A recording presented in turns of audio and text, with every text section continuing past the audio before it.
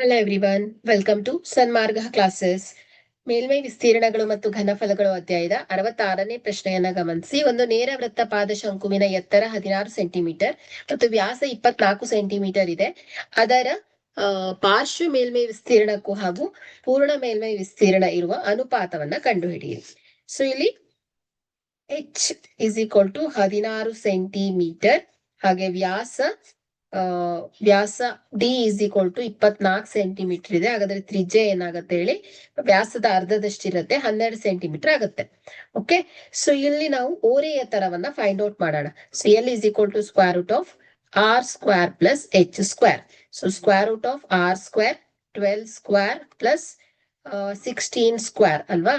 So is equal to ಏನಾಗುತ್ತೆ 144 plus 256. Okay, so square root of 400 ಆಗುತ್ತೆ. So is equal to 20 centimetre ಬರ್ತಾ ಇದೆ ಓರೆ ಎತ್ತರ.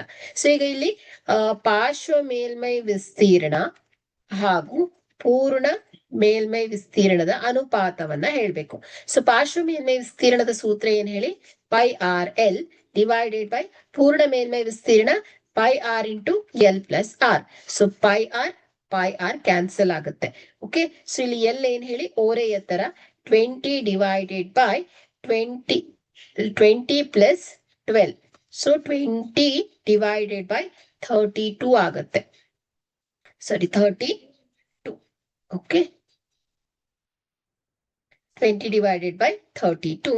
ಸೊ ಇಲ್ಲಿ 4 5 20, 4 8 32. ಸೊ ಹಾಗಾದ್ರೆ ಇಲ್ಲಿ ಅನುಪಾತ ಏನ್ ಬರುತ್ತೆ ಹೇಳಿ, 5:8 ಆಗುತ್ತೆ. ಓಕೆ, ಅದೇ ಪಾರ್ಶ್ವ ಮೇಲ್ಮೈ ವಿಸ್ತೀರ್ಣಕ್ಕೂ ಮತ್ತು ಪೂರ್ಣ ಮೇಲ್ಮೈ ವಿಸ್ತೀರ್ಣಕ್ಕೂ ಇರುವಂತಹ ಅನುಪಾತ ಏನಾಗುತ್ತೆ, 5:8 ಆಗಿದೆ.